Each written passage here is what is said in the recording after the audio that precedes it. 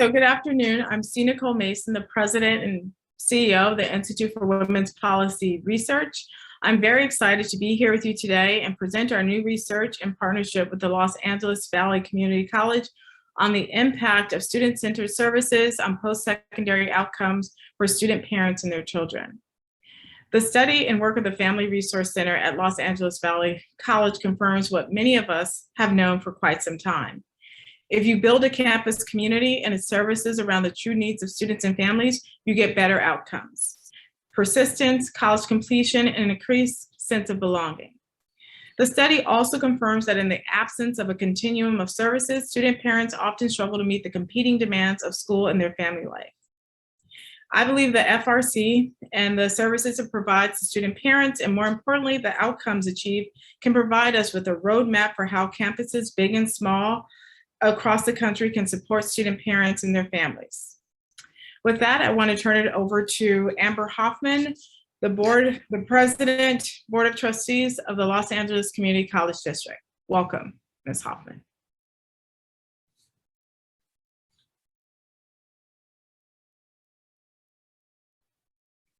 Andra, you're on mute.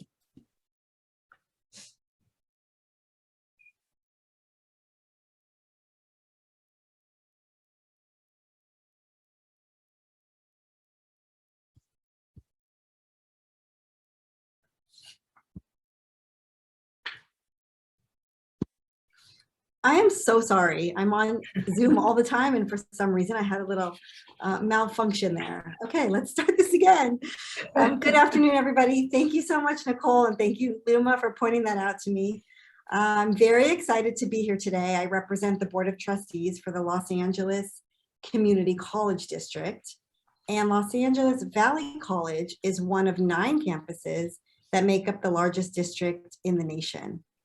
In addition to my role as a trustee on the board, I'm also an executive board member of the California Community Colleges Women's Caucus, where I serve as chair of the policy committee.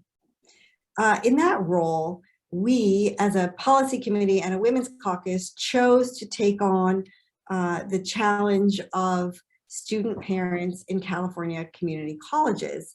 And we collaborated with California Competes to bring to our members in California a 3-part series on how to better support parenting students. And we were able to have, if you don't know her, you need to all get to know her, Executive Director Sujin Jez, who presented their policy agenda for California student parents with some strong recommendations that all institutions of higher education in California address the needs of student parents through 4 main strategies. So in California, our 3 sectors of higher education are the community college system, the Cal State system, and the UC system. And what their 4 main strategies presented for us to focus on are increase the availability of affordable and quality dependent care, increase higher education affordability for student parents, advance student parent friendly institutional design. So take a look at our campuses and see, are they laid out and designed to be friendly for student parents and their children? And something that we really need to work on, and we have a bill in our state legislature right now, is to collect and share data on student parents. Now, when I wear my other hat, so that's my statewide sort of policy hat that I'm involved with, but as one member of a 7-member elected board of trustees, where everyone brings their varied interests to the table, my own personal experience as a student parent is the reason why this issue has been a passion project for me. You know, there's no institutional or categorical funding dedicated for family resource centers on community college campuses. I will say that I do applaud our state legislature and our governor, Gavin Newsom, for setting aside dedicated funding for basic needs centers on every single community college campus in California, along with a basic needs coordinator. So that's one step in the right direction. But in order for places like the Los Angeles Valley Family Resource Center to do the work they do, they've had to independently fund their program through government and foundation grants. This is not an ideal or sustainable way for an essential program like this to run, and you'll find out a little bit more when Marnie Roosevelt makes her remarks in a few minutes. We have another college. I mentioned we have 9 community colleges in the Los Angeles Community College District, and one of our colleges located in Southeast Los Angeles is Los Angeles Southwest College. We recently celebrated a $1.5 million federal earmark under Congressmember Maxine Waters to fund a reentry initiative for success. So that's for formerly incarcerated students, and also to fund a family resource center. This family resource center will be modeled after the one at LA Valley College, with additional emphasis on addressing student basic needs such as homelessness and food insecurity.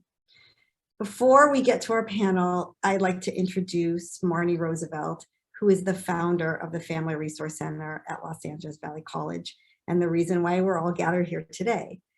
More than 20 years ago, Marnie had a vision of creating a family-friendly campus to help student parents.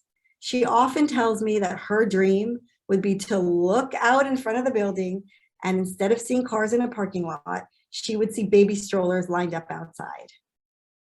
And that's exactly what happened. Under Marnie's leadership, the Family Resource Center, which was the first of its kind on a community college campus anywhere, has become a national model for replication and has been recognized for its service to student parents, winning multiple national and state awards. And without further ado, I introduce you to our founder, Marnie Roosevelt. Thank you, Trustee Hoffman. That was really wonderful. And also thanks so much to both ECMC Foundation and IWPR for making today possible. This has been a really wonderful project, and both briefs are the perfect retirement present for me.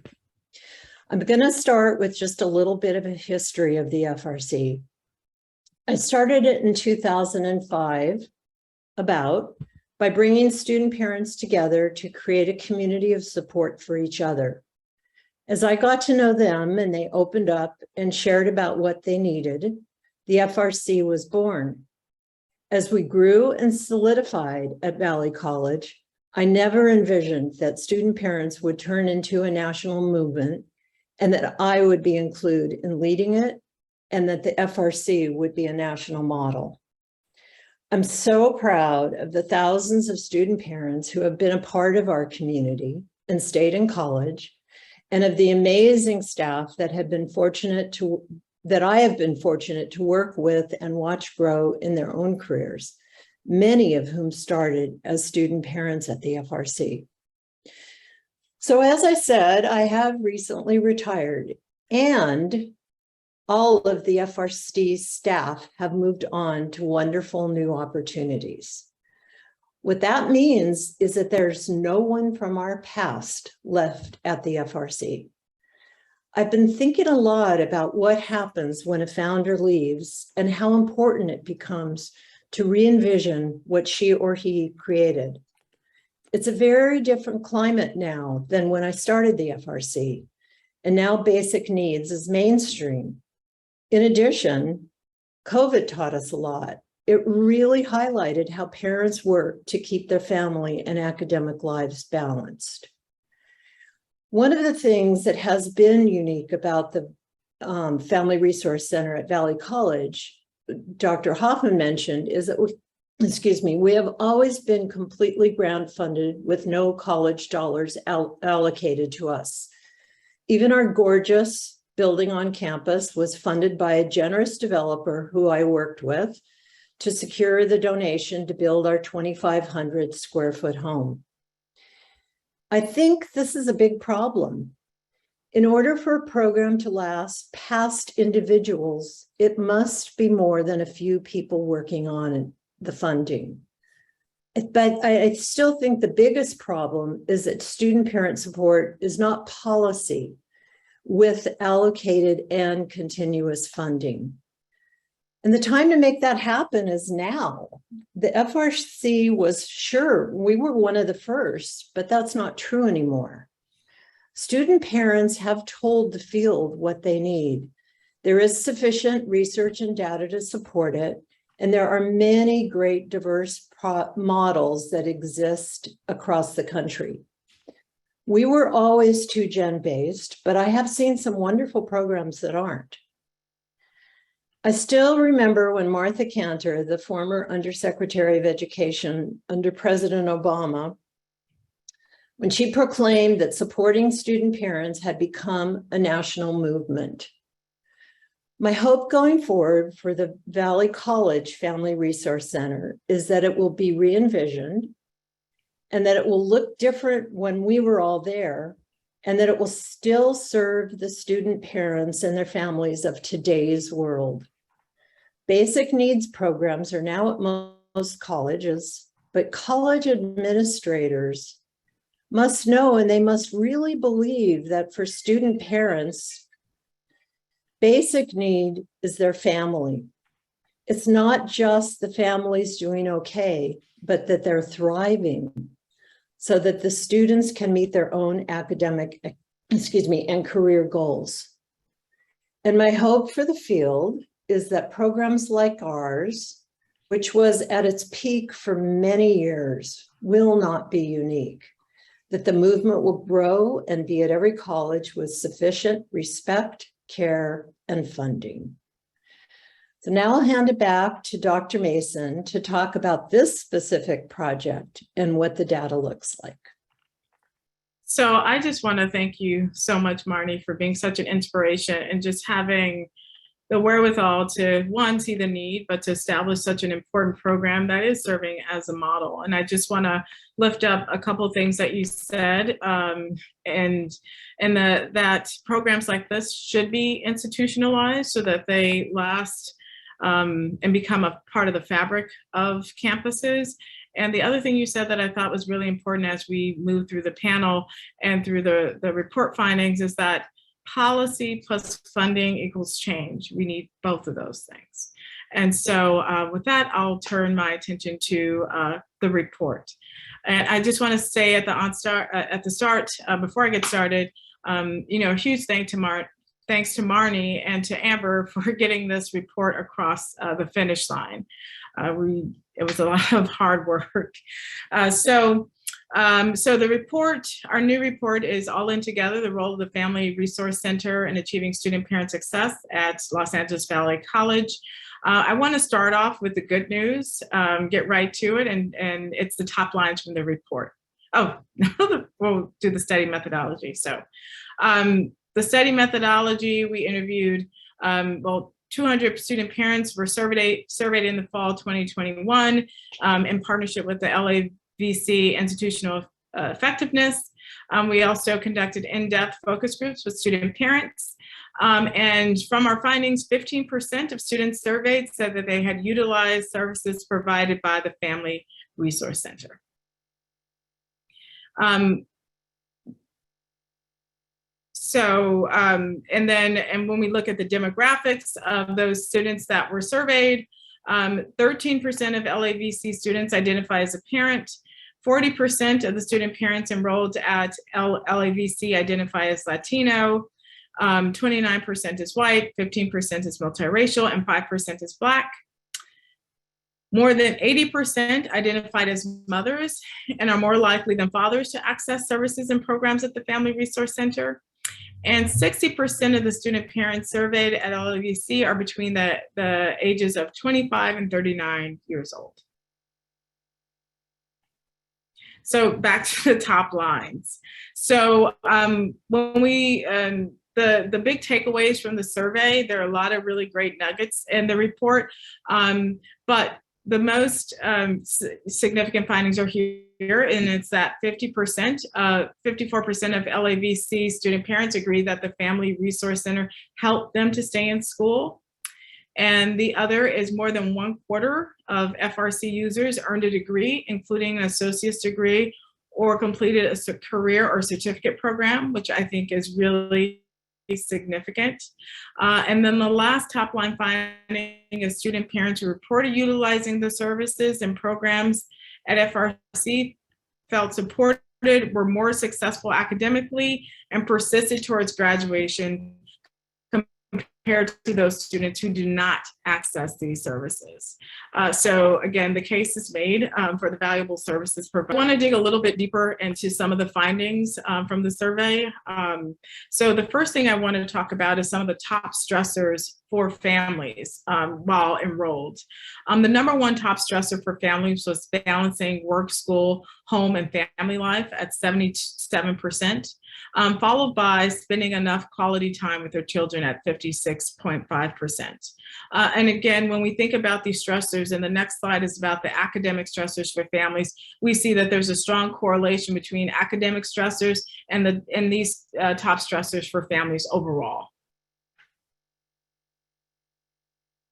So when we turn to top academic stressors for student parents, we see that keeping up with school work and assignments was the top academic stressor for student parents, and then also this followed by having a quiet place to study. And again, looking at the top stressors for family stressors and the number one top stress, academic stressor, when we put those things together, when families are juggling competing needs, whether it's school, family, home life, in these cases, often academics or students stop going to school to meet the other demands which cannot wait, like family demands and work demands. And so having the Family Resource Center there to help them to balance both the academic and family stressors, I think is really critically important to their success. The other thing that rose to the top in the study was the need for childcare supports. And again, coming out of COVID-19, childcare was a really major issue for parents, both returning to work, but also usually in economic downturns, parents or families or individuals are more likely to go back to school. But during COVID, that didn't happen. And one of the reasons it didn't happen was because of childcare. And so when we look at the studies of this report, the findings of this report, we see that childcare was also really critically important for student parent success. And when we asked students what kind of childcare supports they needed, the top answer was backup or emergency childcare, followed by weekend or evening care. And again, when we think about what student parents need in order to persist, and they often rely on informal childcare networks like their family or friends, having backup or emergency care when they need it on campus, or because of night classes, weekend or evening care, it becomes really critically important. Again, just making the case for the need for service to reflect the true needs of families rather than, the traditional operating hours of traditional care centers. One of the other things we found in the survey was we asked about mental health and wellness, and nearly 1/3 of student parents surveyed expressed difficulty managing their own mental health and well-being, and 18% reported difficulty managing the mental health and well-being of their children. Again, having a safe space and a drop-off space like the Family Resource Center to drop kids off, to have space and have break, and other people, and paired with the counseling services also provided at FRC also helps to alleviate some of the pressures and stressors that student parents face. The other thing and related to mental health that we found is that nearly 5% reported experiencing difficulties in their interpersonal relationships. So I think overall, when we look at all the stressors and all the things that we have seen in the study, all these things come together to either make it harder for student parents to achieve academic success, or when we have those the vital supports that childcare, childcare and a quiet place to study, and alleviate some of those other academic stressors, and making sure that teachers and professors are flexible with students, then we create a conducive environment where students can persist and obtain their degree or credential. So with that, I want to turn to our we have a really great panel discussion planned. And before we jump into the panel, I want to take a moment to introduce our panelists. So with us today, we have Amber Angel, who was, again, very instrumental in pulling together this report. While she was at the Family Resource Center, she is now a program officer at ECMC, and she oversees a single mother success portfolio. And next we have Luna Haddad. She's a program specialist at LAVC at the Family Resource Center. And then we also have Lorena Holbrook, who is a recent alumni of LAVC and one of the Family Resource Center student parents. So Lorena, I'm going to start with you. So you are a former student parent, and I believe currently working as an ICU nurse. Can you speak a bit about how your journey from LAVC to where you are now? Yeah, my time at the Family Resource Center was crucial to allowing me to launch into my nursing program, because when I first began and showed up at the door and met Marnie, I didn't think I could do it. How can I be a mother and attend the most difficult bachelor's degree that exists in the world today? And it was through the support and the advocacy and people simply saying, I see you. Or when I came in crying, when all of my aid got canceled in one day because one paper wasn't filed and I had no groceries to feed my son. And I found support from a food pantry, but also a grocery card to where I could find food for that month. Having those supports gave me the strength and just the self-efficacy to know that I could continue on my journey.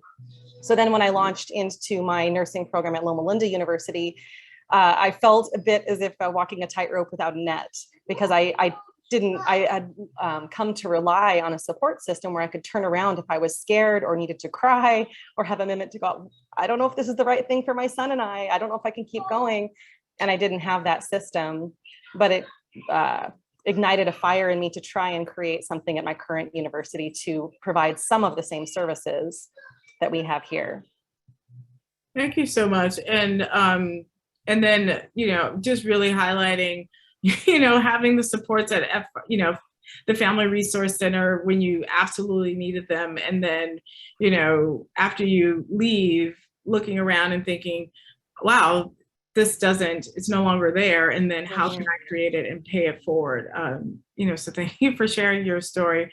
I definitely have more follow-up questions, but I want to get everyone in before we go back around. So Amber, I want to talk to you. So you've been working broadly in the student parent success space. Can you place the Family Resource Center in the broader student parent policy landscape nationally? At first I was challenged by this question, initially thinking about how do we turn program into policy and be really intentional about it. And just even, I came up with some thoughts, but just even hearing what we've been talking about today, I've inspired more. This report wouldn't be possible if it weren't for the fact that we were able to access data about student parents at Valley College. And I think that that is critical in modeling across the nation. That at the least baseline that we're looking at FAFSA data to identify student parents. We can do better than that, but I think that that's, kind of a low-hanging fruit. I think it's important to be thinking about policy in a broader definition of parenting students and caregivers, something that was very intentional at the Family Resource Center to support students that had caregiving responsibilities who might not have been legal guardians or parents directly. We talk about 2-gen, but we really recognize, especially here in LA, there's a lot of 3-gen households. I think, Marnie mentioned at the beginning the importance of the Family Resource Center, especially the importance of support for student parents amidst COVID. The value of having a physical space, categorical funding for a physical space for students and their children. And I think that's kind of, I'm like going fast and talking fast, but I think it's another policy agenda item that we should be thinking about, clear policies for institutions on children on campuses, because I think that there isn't clear policy for this. And I think that it gets interpreted campus to campus basis. And, when we're talking about the greatest stressor or, one of the greatest stressors of 57% of students saying that a family stress is not having enough quality time with their children, that it impedes on their ability to get their schoolwork done. Having a space like the Family Resource Center where student parents can come in with their kids. They can feel like their identities are being merged, like they don't have to segment themselves. And that children are represented and they're seeing themselves, and that it's a really beautiful thing to see and be a part of. And I do agree with Marnie that it doesn't have to be 2-gen, but I think it's to name something is important. And then I would just say lastly, it was put in my bio, it's been mentioned, but I started as a student parent in the program. I was Lorena, and 11 years ago, and I walked into the Family Resource Center about ready to drop out. I was carrying around a cooler of breast milk. I didn't feel seen. I didn't feel heard. And over 50% of the staff, the entire 10 years I worked there, were student parents themselves. And I think that hiring representation is important in this work. And kudos to Marnie for really, believing in that and uplifting all of us, because Lorena, what she accomplished, me and Philanthropy and the ECMC Foundation for bringing on and hiring representation, it's really, really important to be thinking about this, to be bringing a seat at the table and a place at the podium. Thank you for your remarks, Amber, and just actually really moving, really, and just making the connection between where one starts and then where one ends up. And it's still at the heart of what you do and your passion every day. And then also the importance of feeling seen, and the Family Resource Center being a physical place where you can go and call home and be seen in that space with both your complexity and your children, and they also are seen. So it's amazing. So Luma, I want to turn to you. So I know that you've worked directly with student parents during their LAVC journey. From your perspective, what do you think the most important findings in this report can be attributed to?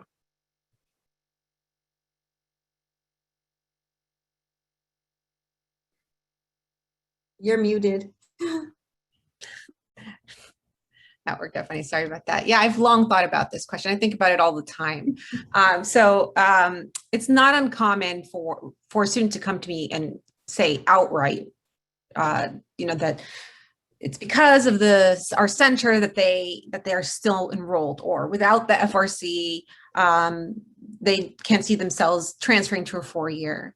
And then if we ask them this question, I think all their answers would be different, right? Each of their answers would be so different. And I think, because their challenges are so varied, our services are so varied, and that is the thing, I think, right? So that the fact that we can be so personally tailored and that we can work in such a flexible environment, that, what we do is so out of the box, it's different. And we can be personal, creative, we can be open and kind of malleable to whatever circumstances are before us, and kind of come up with services sometimes depending on what we see. And that personal part of things has a lot to do with it. That students can feel like I think that students would say they feel like they're co-leaders, co-directors of the services they're receiving in some way. I don't think there are a lot of programs on campus that would say that.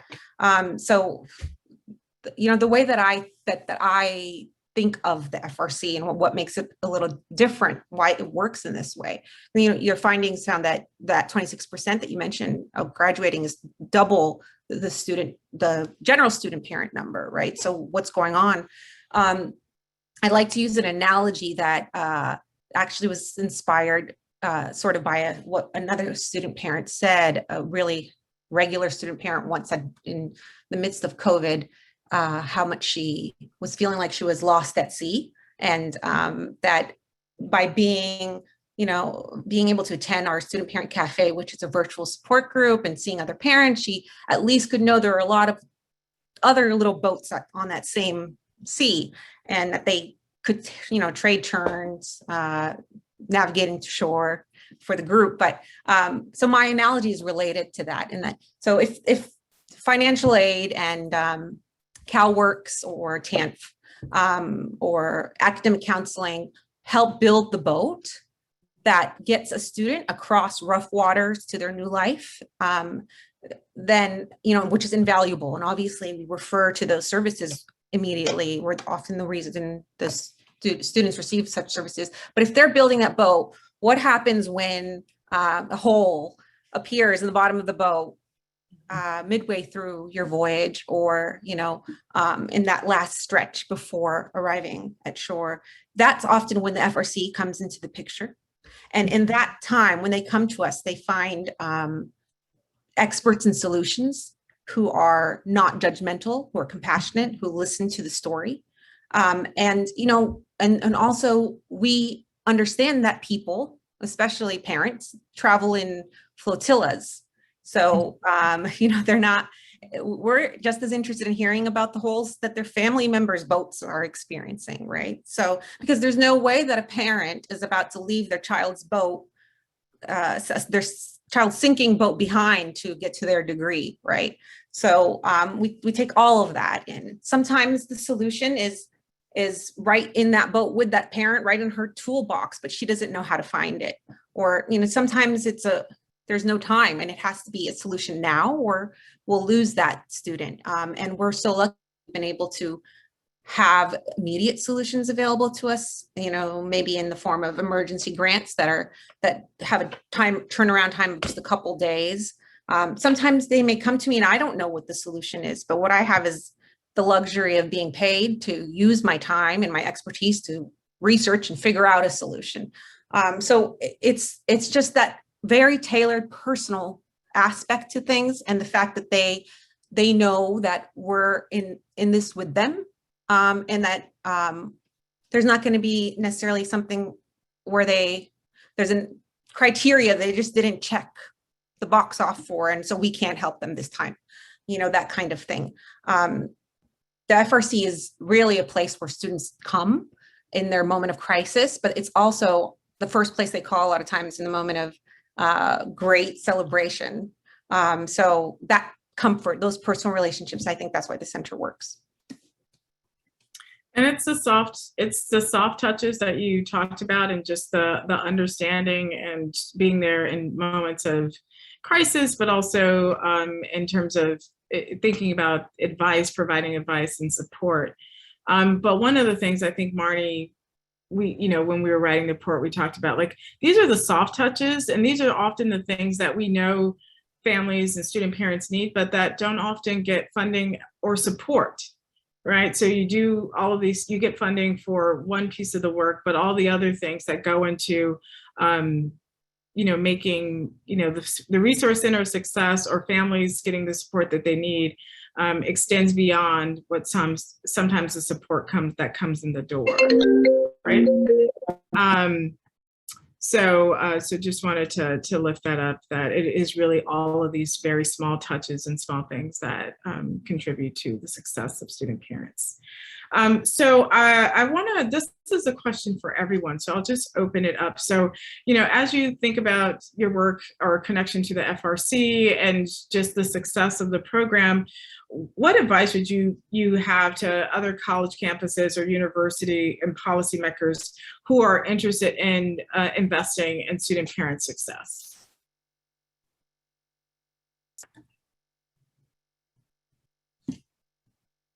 I can take a stab at this, and related to the role of kind of foundations, and as I'm getting my feet wet in the philanthropic world. I think Luma mentioned this, but an institution should be thinking about this too, which it's a bigger conversation about funding available directly to students, direct student aid. It's a huge barrier, one that students need, not just student parents, but especially student parents. And thinking about, that was the role of foundations for the Family Resource Center. Like, that was the only type of funding that we were able to directly support students with, and that was critical for keeping students enrolled. And sometimes it was, as Luma mentioned, it was connecting them to the funding they already had access to, they weren't aware. Or sometimes it was $50, a gift card, or connecting, Lorena spoke to that, a food card until she could get to the food pantry. And so I think flexibility with funding, and thinking about flexibility with funding for institutions is something that is critical. Yeah, and to follow up on that, I think that's really a challenge for colleges because I think in the end, they're not really created for the kind of flexibility that programs like this need. So I don't know if it's a better model for a family resource center on a college campus to become its own 501(c)(3). We didn't need to because we always had a foundation. The college foundation was incredibly supportive of us and helped us figure out sort of solutions to hard problems. But I don't really know. I mean, it's really a question, and I think maybe it's college by college how they set it up. Can I add one thing is just having someone who is designated to focus on student parents in specific, because the thing about being seen and seeing, especially the domestic violence survivors and those who are immigrants, so often the Family Resource Center instigated where we called and were mentoring the students. And without those calls, there was people we made phone calls to, and then they were about to drop out and they were hiding in their bedroom because they were being beaten by their husband. Because there was a focus specifically on parents and intentional advocacy and intentional mentorship, we were able to reach the hand out to those who were drowning and pull them out to success, get them resources, in some cases, get them a safe place to stay, and be the voice where, for some reason, I was the one that she chose to spoke to, and I was the one that she chose to open up to where I could connect her to Luma's services. But it was intentional reaching out and being present for this demographic. That it can't just be someone's like sideline task list. Someone has to be a parent, be aware of the needs, and be intentional in providing services. And in some cases, it's not, you just have to have them. You almost have to go after the students to offer them because they're drowning so much, they can't even reach out for help. So when COVID provided the opportunity to have virtual mentorship, those phone calls, I think, opened up an avenue for support that was invaluable, that I hope continues. And I hope universities can be more intentional to reach out to this demographic and provide services understanding what they're doing on the 2-gen, benefiting both the student but also their families. Yeah. And I think that during COVID, we learned a lot. Some of the things that we thought we couldn't do that, we thought would be impossible, like, 100% virtual learning. Flexibility in terms of work schedules. When we were thinking through the report, what we found is those things like flexibility and, online classes and, being able to stay home with their children and attend class in some instances really made the difference for student parents. And so what lessons might we take from that moment or COVID or pre-COVID that we might apply to how we support student parents moving forward? Anyone? Yeah, I mean, I don't want to say this the wrong way, but in a way, when COVID occurred was when we were finally seen, and in some ways, it was a nice period of time, in that all of a sudden people, on an institutional level understood that students are whole people with whole lives, and that barriers, that it's our job to address them in that way. So, I think the basic needs was already, topic was already out there, and then is now sort of become mainstream through this experience with COVID. I think a lot of those things came up. But what we really need, what I'm afraid of is, that the basic needs movement gets too narrow and forgets about the whole family. And I see that happening some, and I know from my experience, and like I said, that this population, it will not work to see them that way. You have to look at them as a whole family. And that's true about even those who aren't student parents often. So, I mean, that's the lesson. The lesson was, it's people are, it's able to see things this way. We're able to find solutions to really difficult moments. But we need to remember that it's not, that we don't have to put parameters around just one individual.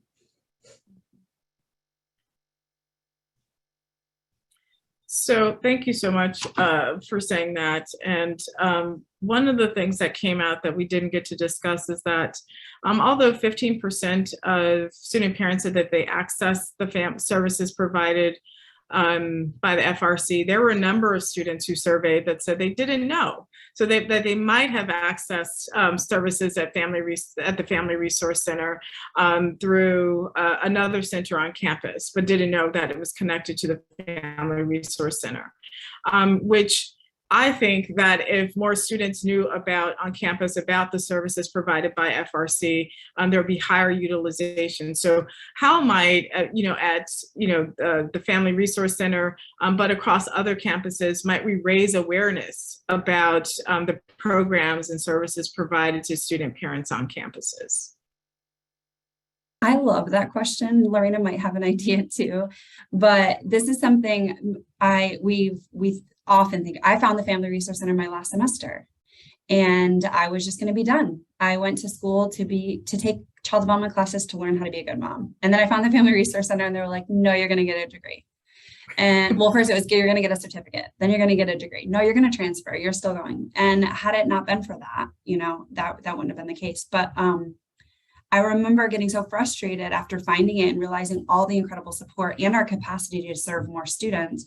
And I asked Marnie one day, like, can I just make miniature flyers and just walk across all the parking lots and put them in the, she's like, the campus would be really mad at all the trash, taken off. But I think this goes back to data. Like we didn't mention, but in California, we passed AB 2881 for mandatory data collection for on-student parents and priority registration. But campuses knew who their student parents were. They could be more intentional about outreaching.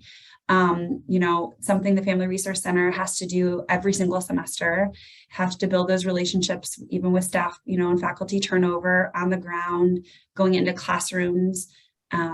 Lorena, you did many classroom recruitment events, going into chairs and directors meetings, and then you have to do it all over again the next semester.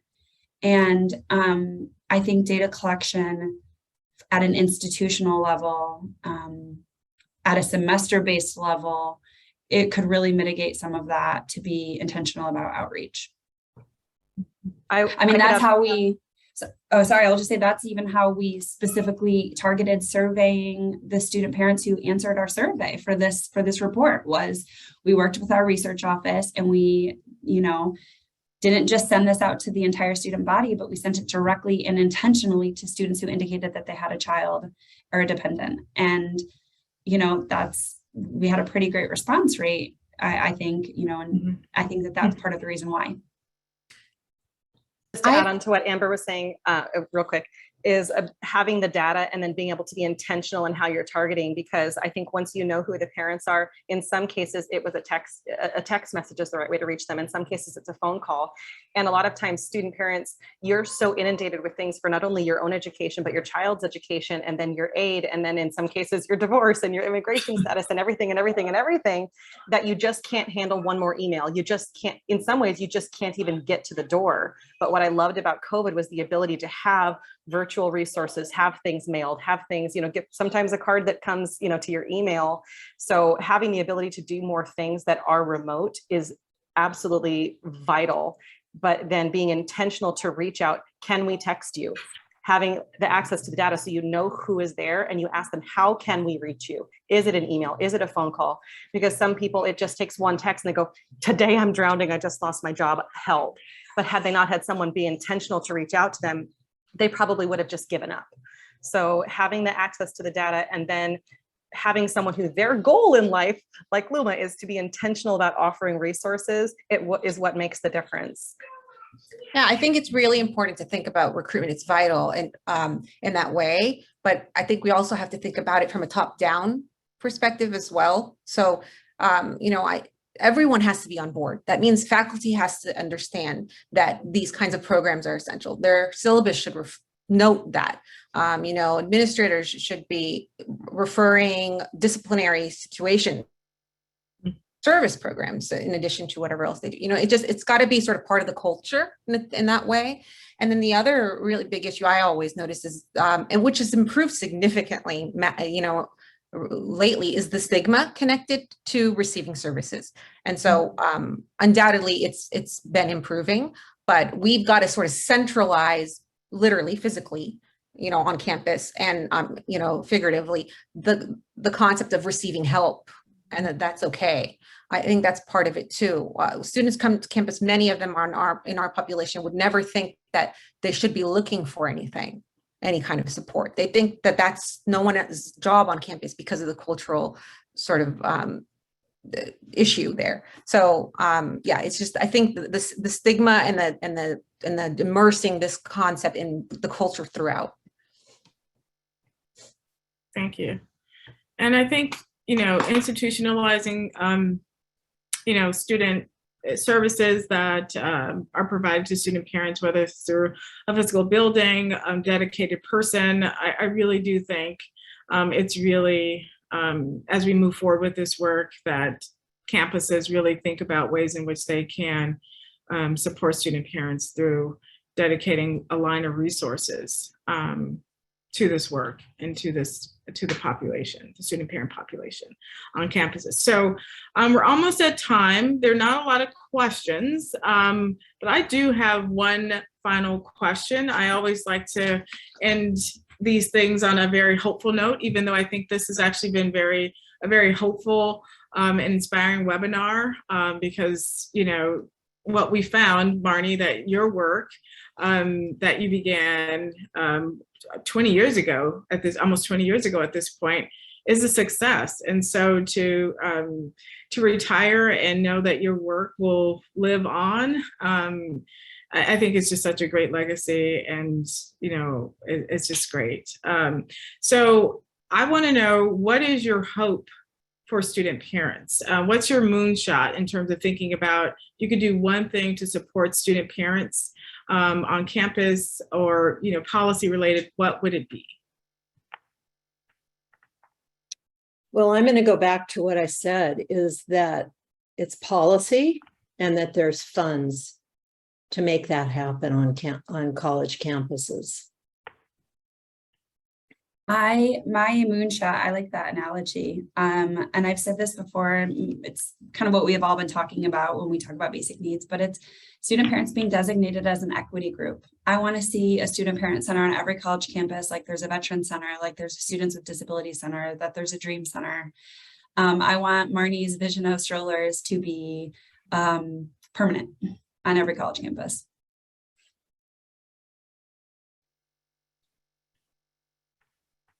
I've got a sort of a policy issue that comes up a lot that isn't only student parent specific, but it's so common in our population.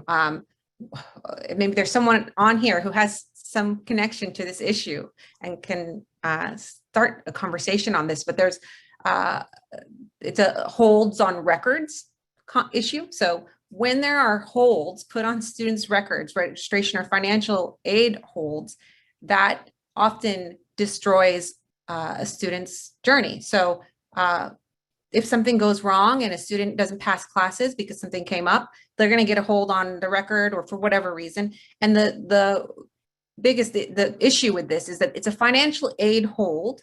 So for example, they may be eligible for a $3,500 Pell Grant. They have not lost the eligibility, but there's a hold on the record for $700.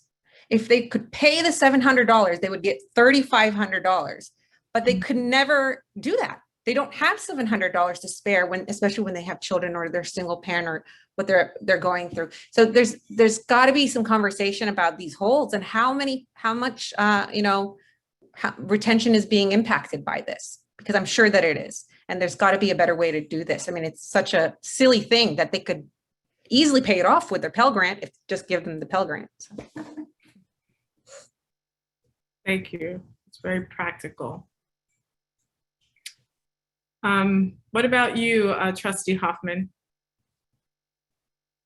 Thank you. I agree with what's been said before me. I think we need to normalize parenting. We need to normalize student parents. I'm in many meetings. I'm an administrator at a different campus in a different district, but there's sort of this kind of standoffish attitude when we talk about student parents, when we talk about how are we going to accommodate students who have dependents at home. You know, we had at one time a policy of no children on campus because that could be a liability. So how do we integrate parenting with being a student? I think it's really important. And the other thing is there are programs, and I really admire you, Lorena, and I think I told you this when I met with you last week. There are programs that student parents, just because they're student parents, can't do. And nursing is one of them because there's practicum involved, right? Any program that requires you to give service or do service without being paid for that service is difficult for a parenting student who doesn't have dependable, reliable, affordable childcare. So we need to be more mindful in terms of incorporating parenting students into all of our programs. And, you know, they are the new majority. Folks are coming back to school, and a lot of our students, they identify first as being students, but you know what? They are parents if we really drill down and try to find out what is their personal situation and why are they coming back to us. Thanks.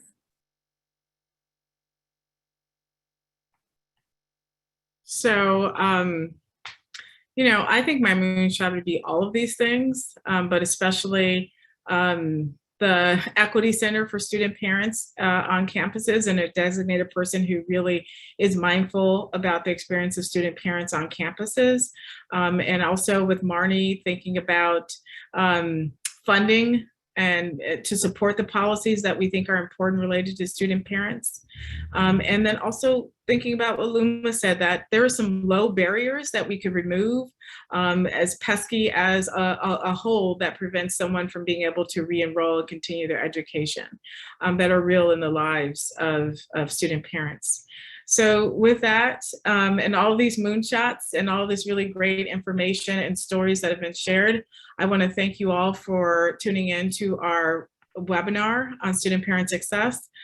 We continue to do this work and do this research to push this work forward. And so I want to thank Angel and Marnie for being great partners and patient partners, by the way, on this report as we got across the finish line. And the report, the recording, and the slides will be available soon after. So thank you so much.